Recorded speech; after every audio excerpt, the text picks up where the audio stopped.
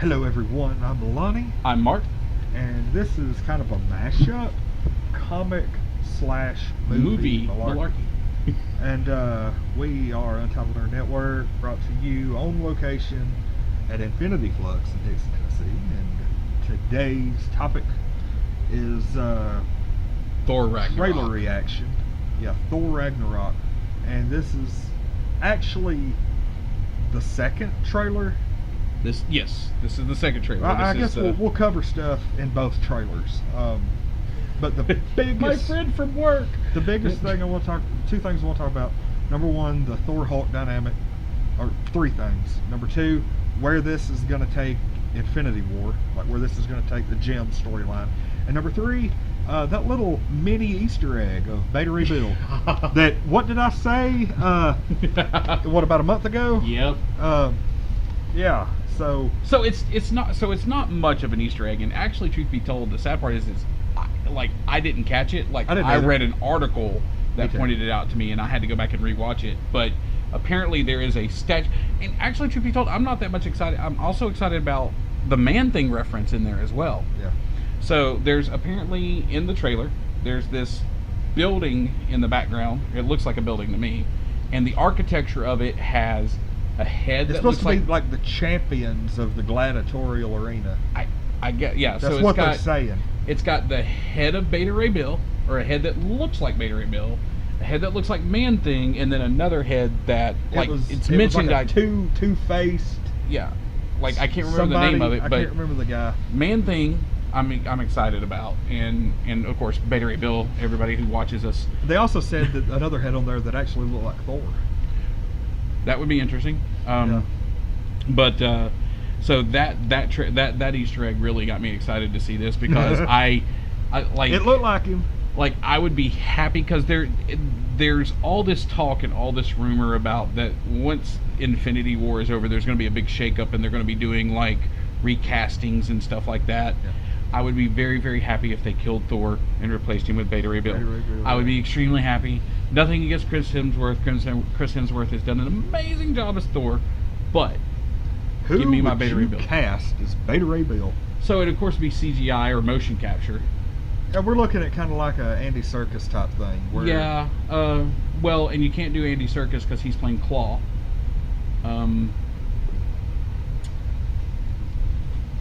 Well, see, just a little bit I've read of Beta Ray Bill, which is in Unworthy Thor, and then his origin story. And I mean, God, it's like, who hasn't starred in a Marvel movie If you're yet? going to do it motion capture, you can make this be the second movie that Sean Bean doesn't die in. Sean Bean can pull off noble and honorable like no one else's business. Oh my God. And we can make this the second movie he doesn't die in. I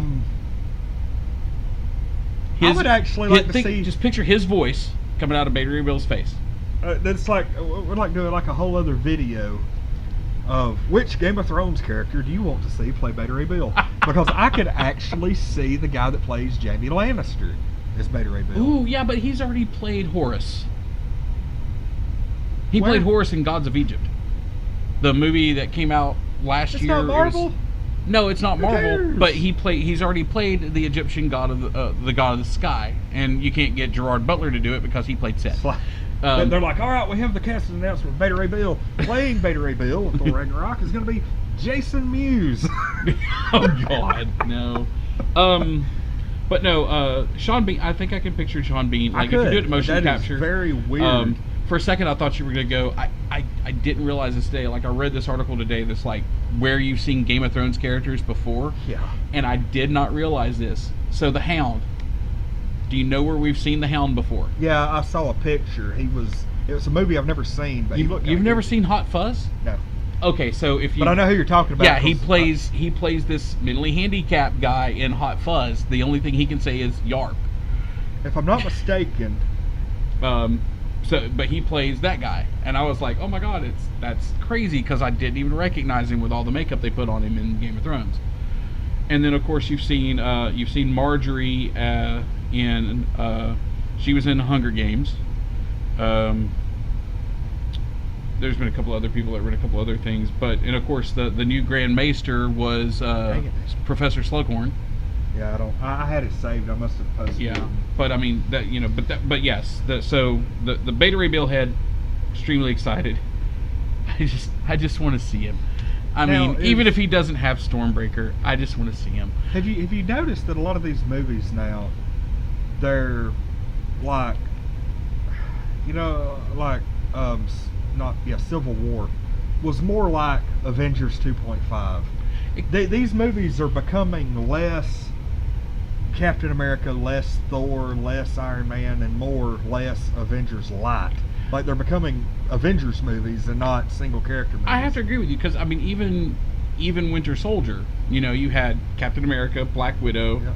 Nick Fury, a couple other people floating around in there. Yep. Falcon, because Yep. that's where we got Falcon from. So that and then you go to Civil War and it's pretty much everybody. This one's going to have Thor. It's going to have Hulk. Who else is in this? I don't think there's anybody else in this one. Loki. They're bringing Loki in. Well, that's a typical Thor movie, right? Though. And I like. Have you seen the leaked the leaked Avengers Infinity War trailer? I have refused to watch it. It's a pretty bad copy. It's a pretty crappy copy. I'm going to wait until they release the HD version. You were talking about where this is going to lead, like where Thor, I have read it. Yeah, where Thor is going to lead to.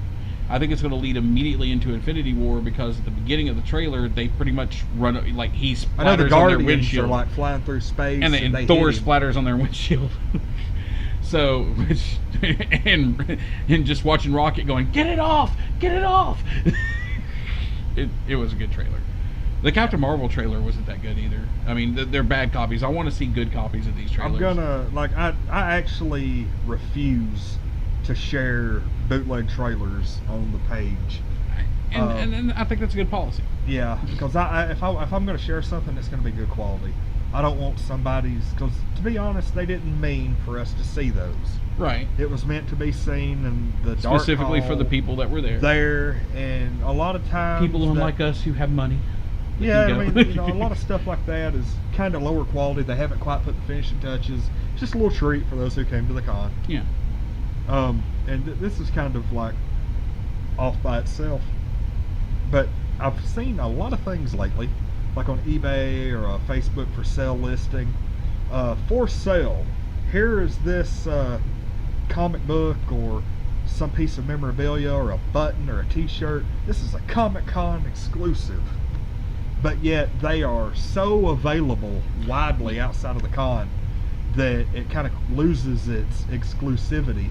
And I was actually this was last year at Barnes & Noble up at Hamilton Place, and they had a whole shelf of San Diego Comic-Con exclusive pop vinyls. Yeah, after so much time, after the convention hits, and there's some that you can get that are exclusives, and then I think 6 or 7 months later they actually release them to the public.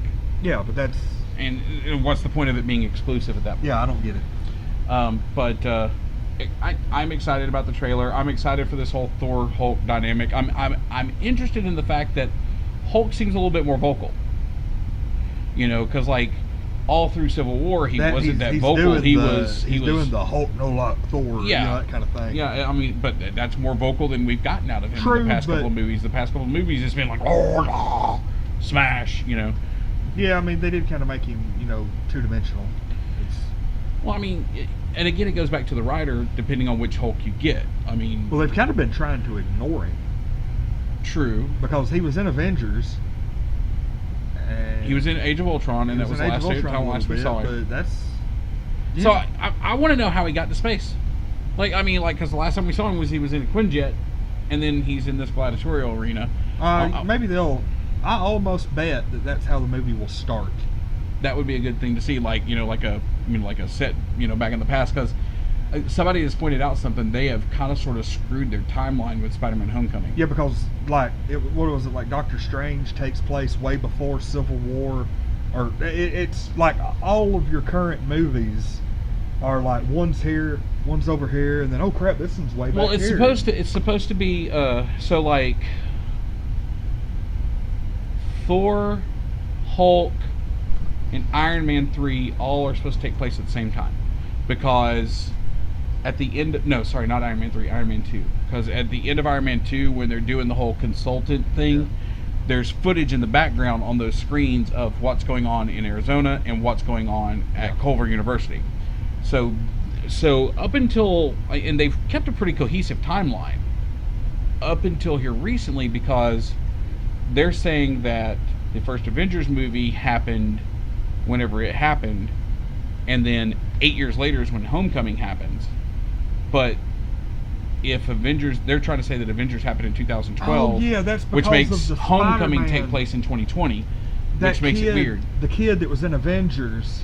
The kid that was in Iron Man 2 is Peter Parker. Yeah, he was saved by Iron Man. Yeah, he was the one that stood up to the villain. That stood up to one of the battle bots with the Iron Man mask and the thing. And I don't think that was meant to be that. I think they just like, you know what, now that we have Spider-Man, we'll kid was Spider-Man. Yeah. And they came out and they confirmed it, and Tom Holland came out and confirmed it, and so...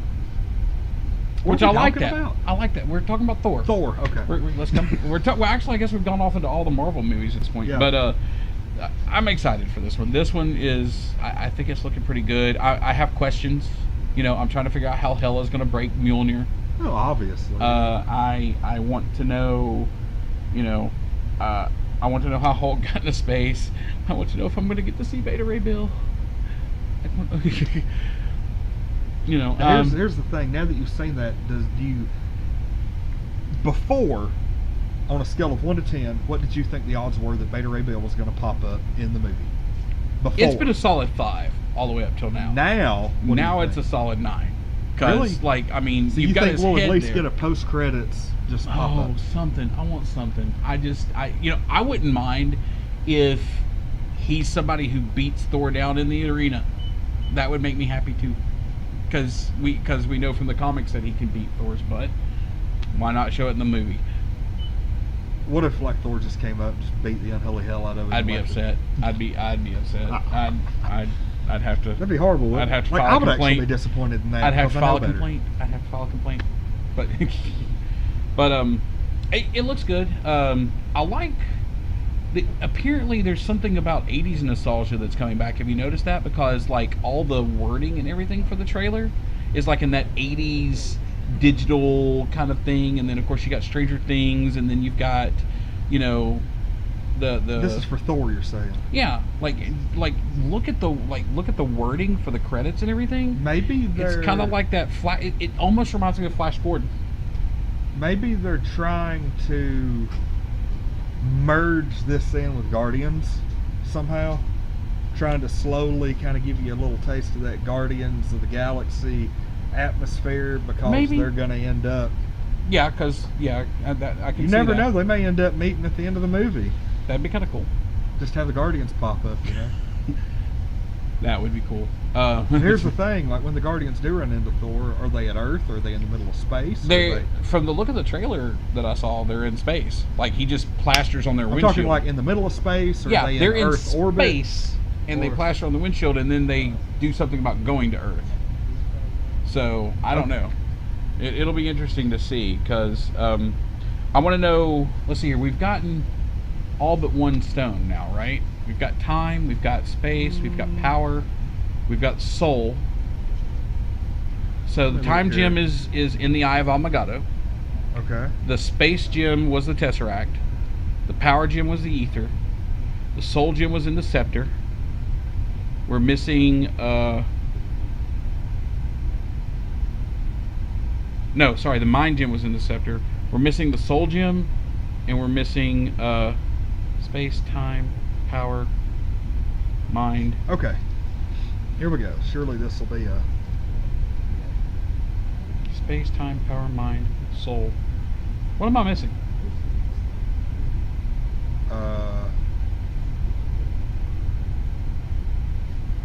Space, time, power. Okay, I'm losing it. Wait, what have we got? Space, time, power, mind, soul. That's 5. There's 6 of the damn things. I'm trying to find a little chart that tells us exactly where they're all at. Well, they haven't really explained where they're all at.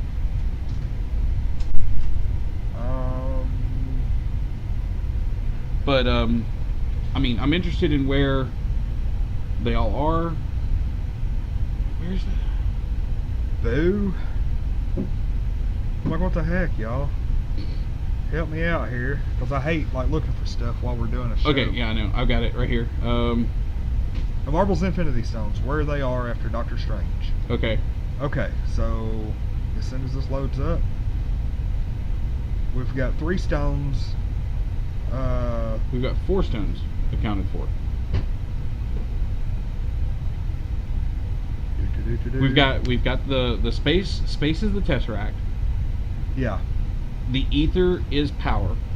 Oh, the orb, which is the orb, which is The Tesseract is in Thor. Right.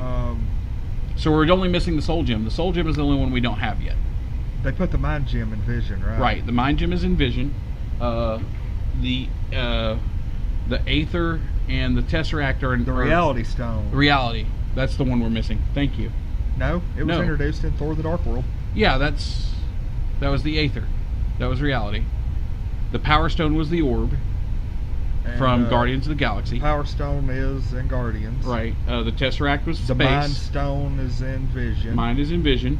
The Time Stone is in the Eye of Agamotto and Doctor Strange. Yes. So all we're missing is the Soul Gem. The Soul Stone has yet to be revealed. Right. That's all we're missing.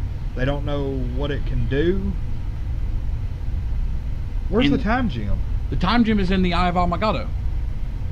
Okay. The amulet that Doctor Strange wore in the Doctor Strange. Have you seen the Doctor Strange movie? And the Time Stone is in that. Right. And then okay. So we're missing Soul, which in the comics was always carried by Adam Warlock, which they hinted at the end of Guardians of the Galaxy 2. But how does he get it if they're just creating? That's a very good question. Unless they used it to create him. Touche, and it's in him somewhere. Right. So because I don't think he would wear it on his forehead. It's not Adam Warlock if he doesn't have the gem on his head. Okay. It's. I mean, it has to be. It has to be there. You know, like the little butt. So, Thor Ragnarok, very fun little trailer. Good stuff. I mean, it's going to be a good movie. Probably my most anticipated movie, and it really needs to be, just for the simple fact that this is going to get us, I think, that one step closer to Infinity War that the last couple of movies have kind of dropped the ball on. They did, yeah, because like Spider-Man didn't do anything to set up Infinity War. You can't do anything with Spider-Man. Although he's going to be in Infinity War. But what I'm saying is you can't really do anything space or time related in Spider-Man, not at this point. True, and although Spider-Man was an amazing movie, I highly recommend that you go see it. Haven't seen it yet. No, guilty as charged. Okay, sorry, no. But yes, I agree with you. Thor needs to be that stepping stone, and it needs to be a lot better than Dark World was, because Dark World really let me down. The end of Dark World. So Dark World really let me down.